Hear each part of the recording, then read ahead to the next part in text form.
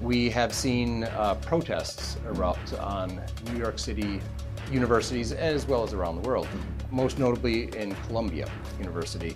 But this one was a little different in the sense that it became very, not just protesting for the right of Gaza, but then becoming more of an anti-Israel, anti-Jewish bent.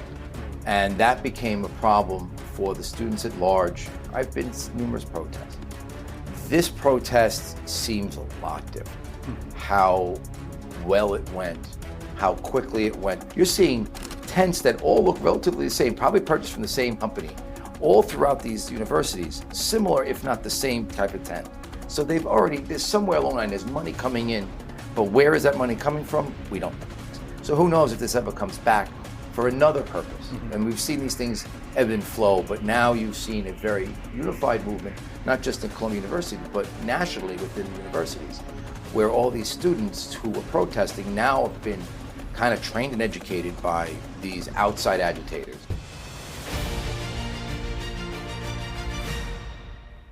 Welcome to New York Insider. I'm Liam O'Neill. Joining me today is David Sarney. He is a retired New York City Department detective of 27 years, and currently he is a professor at John Jay Criminal College. David, welcome back to New York Insider. Thank you very much for having me. Appreciate coming back. Thank you. So we've talked about crime in New York City before, the rise and fall of crime. We could check out that other episode if people are interested. But today I'm having you on because in the last month, we're filming this in May, we have seen protests erupt on New York City universities as well as around the world, most notably in Columbia University, starting in April and then in May. Tell us a snapshot for those who need a little refresher on that.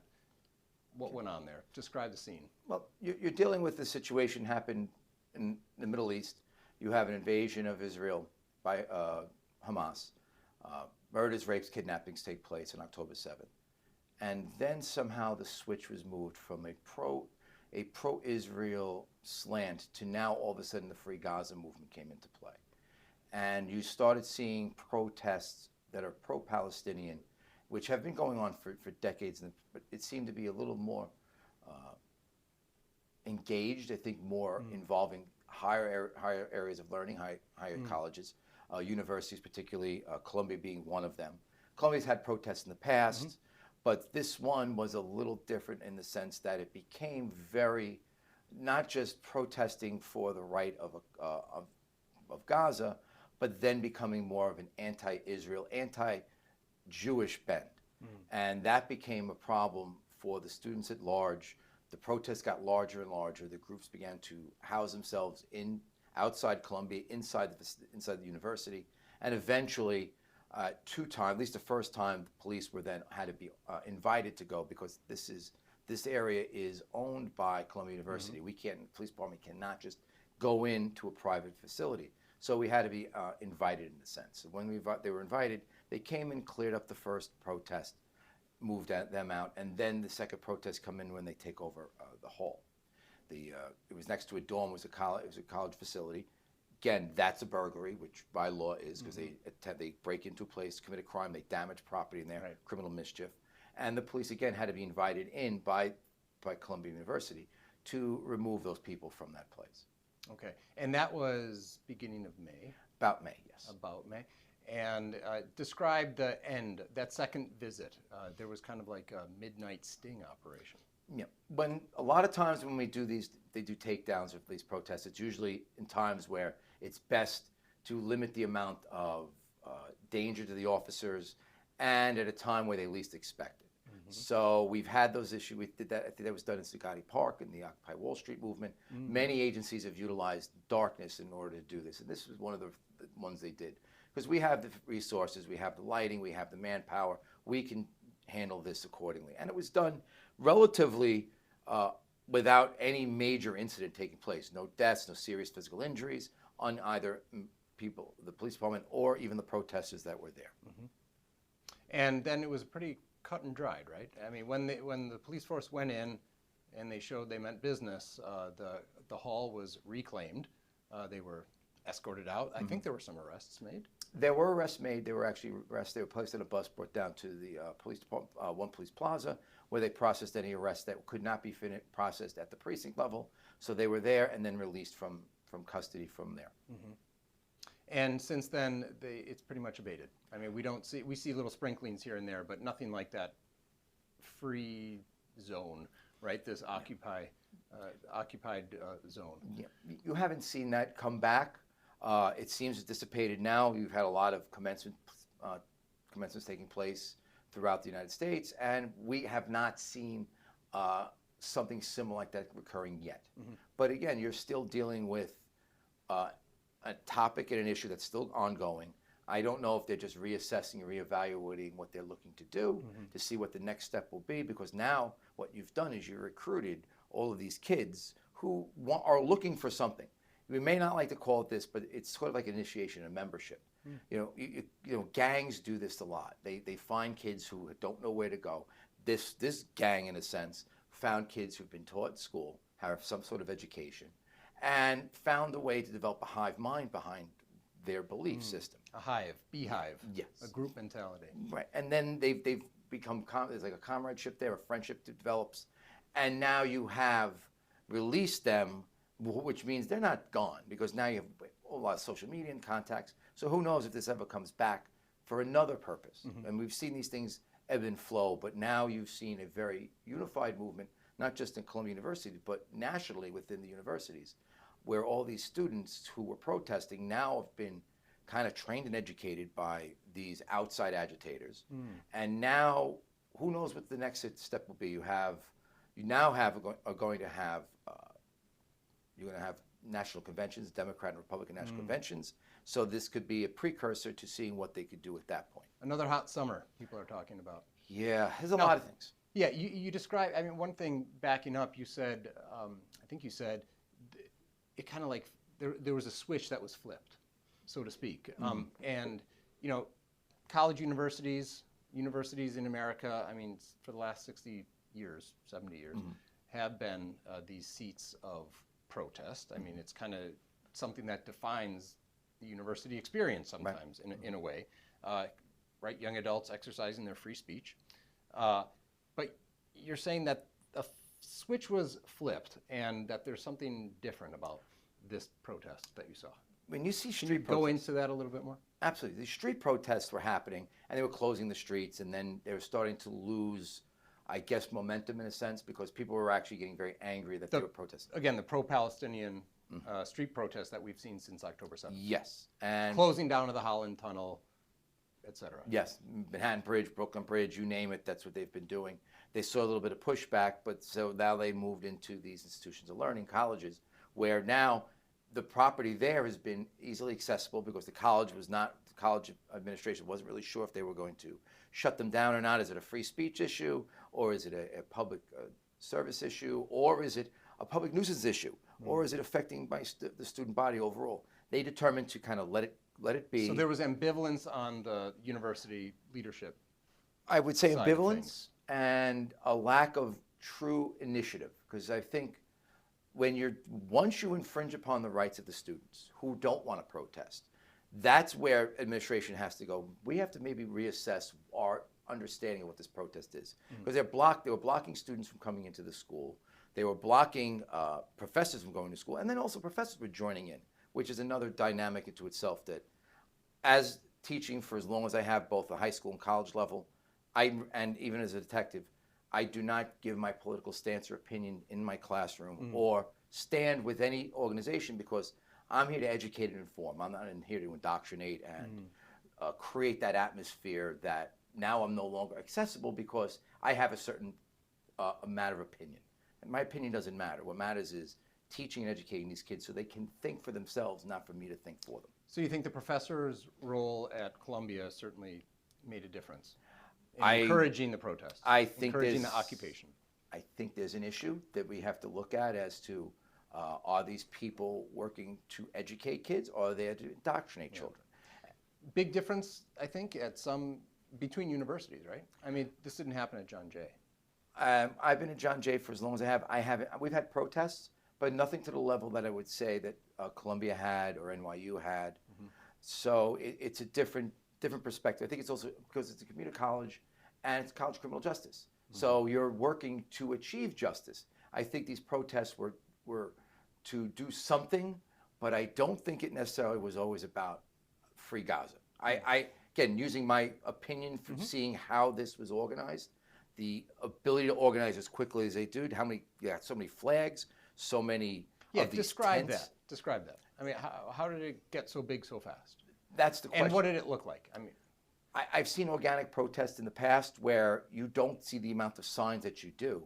It's so handed quickly. The materials, such as the tents, it wasn't like I pitched a tent where I found two pieces of towel and put it up. You're seeing tents that all look relatively the same, probably purchased from the same local company, all throughout these universities, similar if not the same type of tent. So there's somewhere along the line, there's money coming in, but where is that money coming from? We don't know.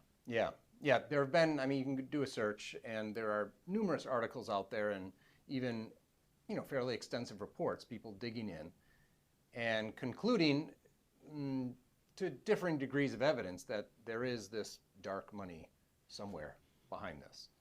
It's kind of difficult through spider webs of nonprofits. A lot of these, reports will conclude, but that, like some of the observations you're making, these tents, the food that's supplied, and the rapidity, in which it came up. Yeah.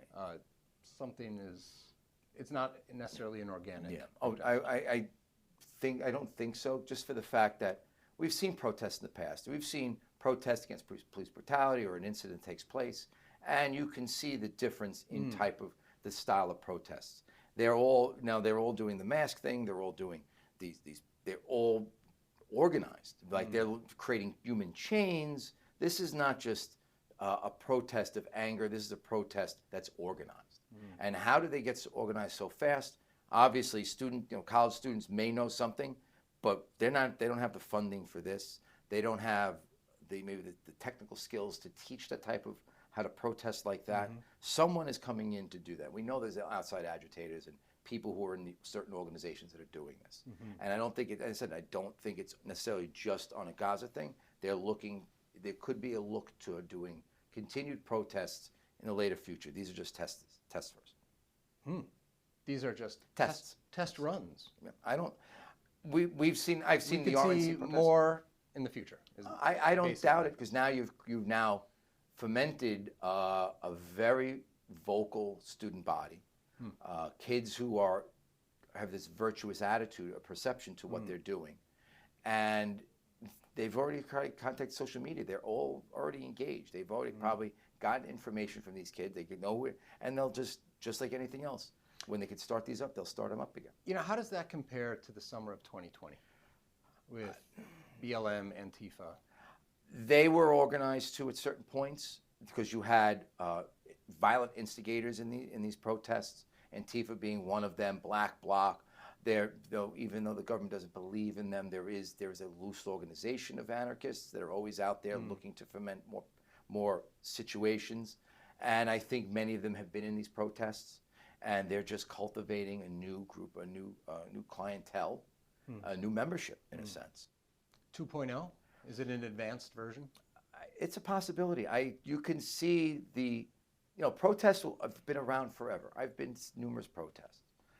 This protest seems a lot different. How well it went, how quickly it went, and they did arrest, unfortunately, a lot of students. But that's what you're going to get. You're going to get your soldiers, in a sense, arrested, and then the hierarchy, which is going to be much smaller, and they know this, and you may see this again.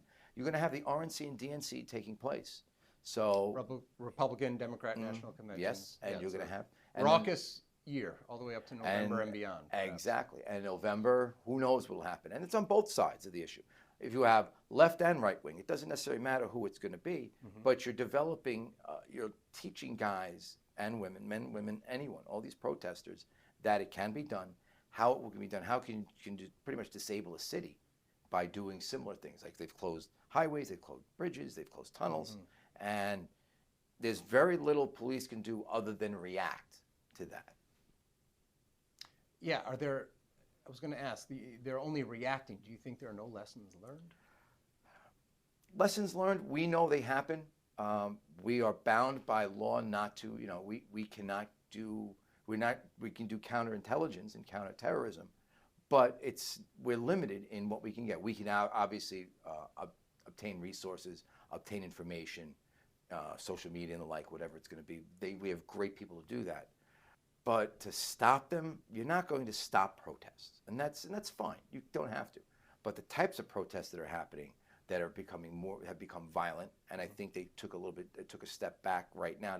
They're learning maybe go a little nonviolent. But now you have this again, as I said, this large group of kids who are now all got an idea of how things work, and they're all virtuous. They have this ideology, whatever ideology they believe in. They have this ideology and they're very focused on that. They may not be truly informed about the reasons why they believe this way, but they're getting the buzzwords, the word salad, and they're accepting it. And I have friendships now because 2020, you had none. You really, these kids were really isolated and contained during a pandemic. And now I've joined a group. I mean, you saw that with the BLM movements. You saw people getting engaged. And you even see students, looking back and seeing, their lives were changed immensely. So they're being told to be agents of change and change the world, to be activists, as opposed to knowing about the world and then then respond and active. See what's wrong, as opposed to just hearing someone tell you what's wrong. Learn about what's wrong. One of the elements here is that probably you could say has, in the case of New York Police Department, your hands were tied. At Columbia, NYU, these are private properties, and you can't necessarily go in unless you're invited. So do you think there are lessons learned at, say, Columbia University? We're hoping.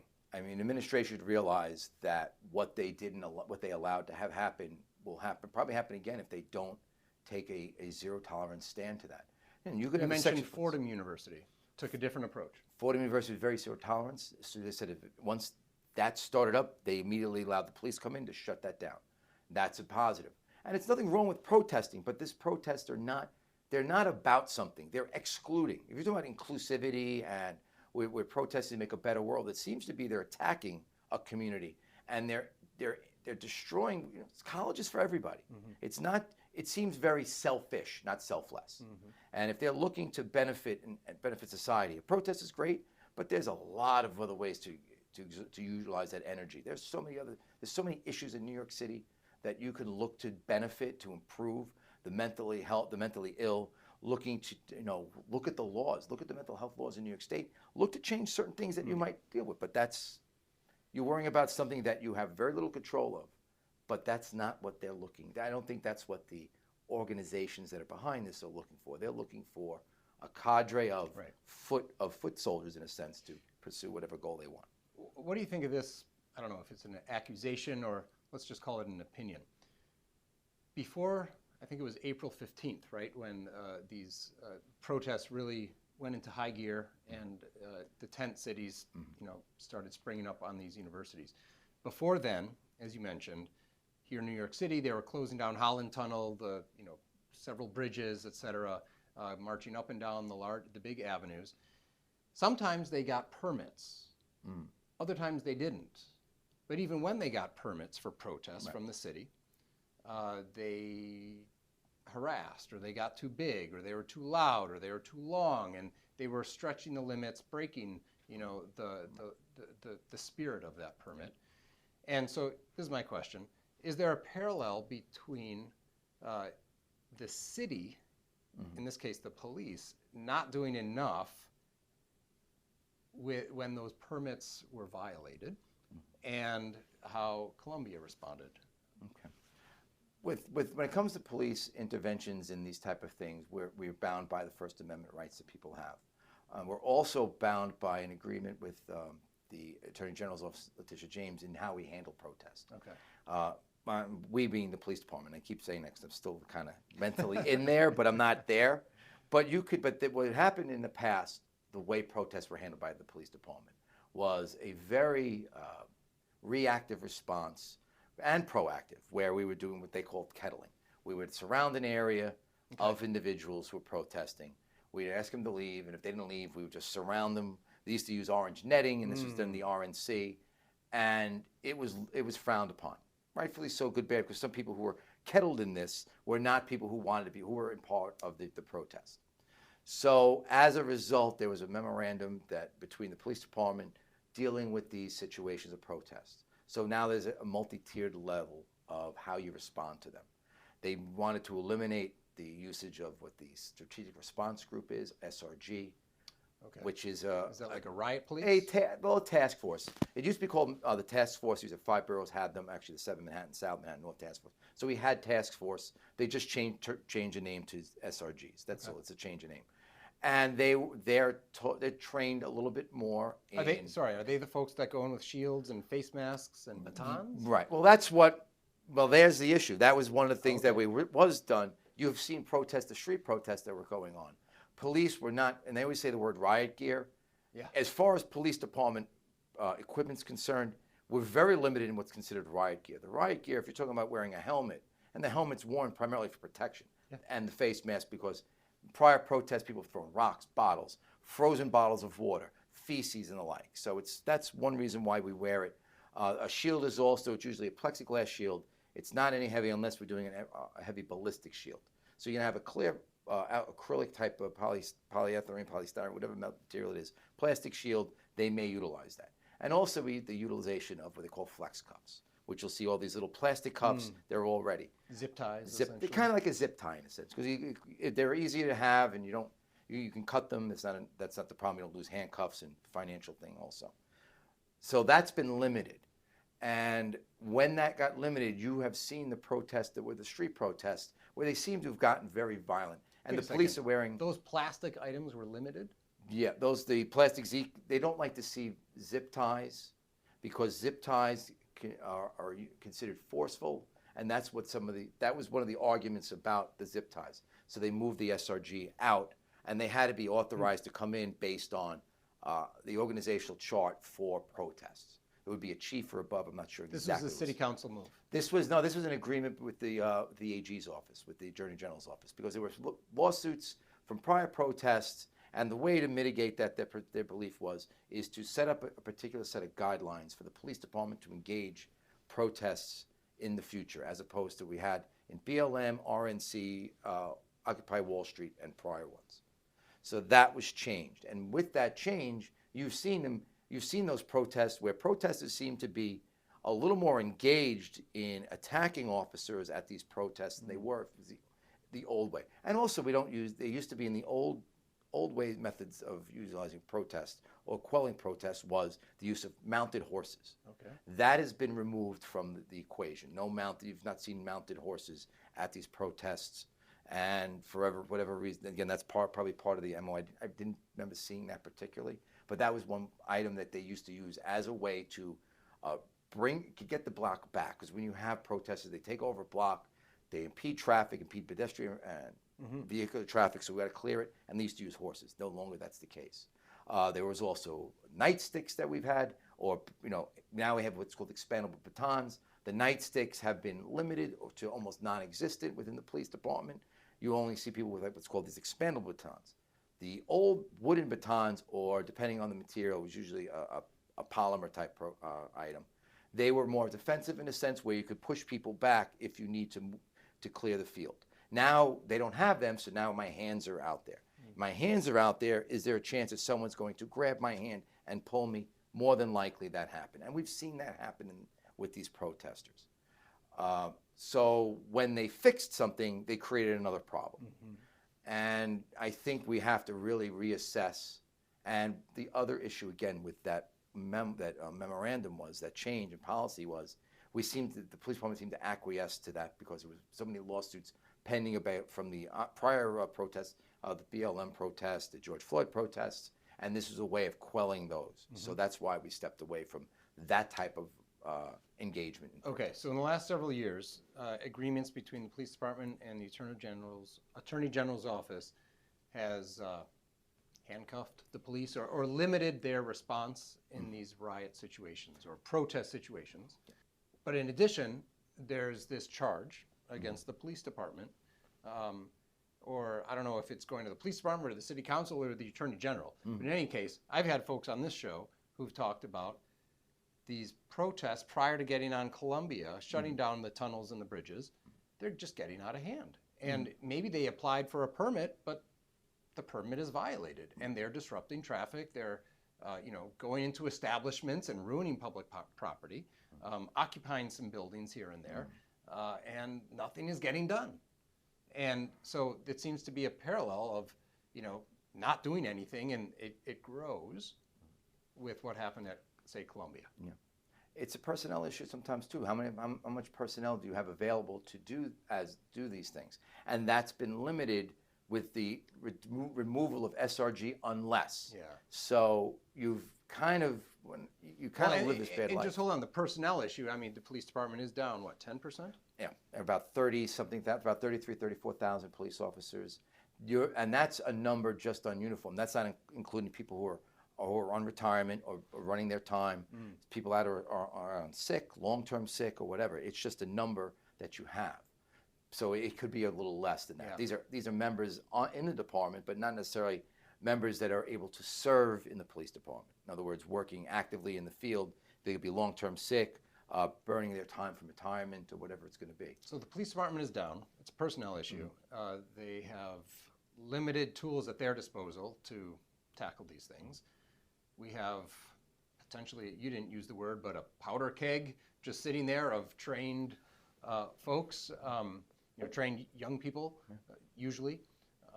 And we've got a hot summer in front of us. We've got a contentious 20-year of presidential election, and we knew from the last couple, things get pretty wild and crazy. Yeah. Should we be a little afraid? I wouldn't say fear. I would say one thing: the police department handles situations as best they can, and there's still an executive staff that has very knowledgeable individuals. It's just trying to, we as far as police is, they respond, they execute the laws. They cannot control what people are thinking, what they're doing, whatever meetings you're having. That's fine, and we shouldn't, because that's what a free society is. Free society is to think and be who you are, when you are, whatever, as long as you're not infringing upon the rights of others. And that's where the police get involved. Once your rights infringe upon the rights of others, then we need to act. Is it a powder keg? I don't know if it's a powder keg, but if I'm in the executive part of the police department, you're really monitoring the situation. We have people in counterterrorism, and I guarantee you they're on point with what's happening. These are people who have the sources, the resources available. They have the connections outside, not federally, with other agencies. And we're all definitely sharing information. That's the only way you know about this. Because what happened here happened in California, happened in Texas, happened in Florida. Florida, a little less so, but New York, we are definitely engaged in communication with other cities and state police departments. So I have a final question. If and when these things come back, these protests, at the universities or other, well, let's just stick with the universities, these privately funded, very wealthy, in many cases, universities, who should be paying for it? Who should be paying for the mitigation? You had Fordham on the one hand play a totally different handbook and just cut them in their tracks, right? But you have Columbia, you have NYU engaging, and they last for weeks at a time. Private property is damaged. People, are affected. Their lives are affected. Their student years are potentially ruined. Who should be paying for the mitigation here? That's a question that we all have, and I know the city council has looked upon, and I think the mayor's office has said, why are we paying? Because the overtime expenditures are massive. I watched at a time when our personnel is down and the police department budgets have been slashed. Yeah, and you're wearing down your personnel because they're, I watched one of the hearings, city council, and this was probably early on, and they've responded to probably now over 2,000 protests since October 7th. Wow. So that is manpower and resource, and the city council has asked, why is it so expensive? Because we've allocated these many funds, but unfortunately with these incidents, we have to pay people, and the overtime costs are going to go up. Who pays for it? Right now it's taxpayers. Right now some of us, and not taxpayers, but budgetary-wise, you're going to deal with some cuts in other places. And the city council doesn't like that, but then who is going to pay? And you have to, are we going to write a check, right? Have them write a bill to Columbia, to NYU, and to whatever, and those are the main colleges, the main universities that dealt with this. Should we be doing that? I mean, I think they're looking at it. I don't know if it's going to happen, but if we have to spend so many resources, the amount of money that's spent on that overnight takedown of that case, of that the takeover of the hall, someone's got to pay. And I don't think, it shouldn't be the working class person who goes to work every day, 9 to 5, Monday to Friday, and sees their check, getting cut for tax purposes. We may have to look, they have endowments, they have abilities to pay, and the question belies is, will they? And I don't know. I don't know what the administration did. If you didn't want to call the protests that were going on in your universities, are you willing to shell out the money to reimburse the agencies involved in the closing of these protests? Are you going to pay them? I don't know. Yeah. Any last thoughts to wrap up here? I'm just hoping that cooler heads prevail, and I really wish that colleges are taking a hit now because you're seeing middle America looking at these colleges that were higher levels of learning. Columbia degree was like outstanding. You went to Columbia or NYU and you got a degree. That meant something. Now you've kind of cheapened it. And am I going to send if I'm working really hard, do you think I'm going to give $80,000 a year to a college that lets my kid get excluded from going to school because it's either A, B, or C, or get indoctrinated to protest something that they're maybe not really sure of? We really have to ground our kids. We have to really start reevaluating colleges. Are they higher levels of learning, or are we indoctrinating people to become the future protesters? And with a protest, nothing gets done. These kids could be out there doing good things. This money could be spent on true dealings with the homeless. We have issues. We've seen so many homeless issues with people getting assaulted, blind assaults, just people walking around getting punched. We've seen that most of the people are mentally ill. We've also seen that Rikers Island, once that closes and all these new jails come into play, they're limiting the amount of beds for the mentally ill. And we've said that half of the population of Rikers Island is mentally ill. Why are we not helping that? Why are we not looking at the homeless that are outside in the street on a regular basis, most of them mentally ill? Where are we doing the resources? We're spending it on fighting protests and allowing, and a bill being footed by the public, by colleges and universities that just decided, well, it's within their right. But their right is infringed. That loses that. I'm just hoping these colleges realize this and start saying we want to be institutions of learning, not institutions of radicalization. That's a good spot to end. David Sarney, thanks for coming on. Thank you very much. Appreciate it. Thank you. Thanks.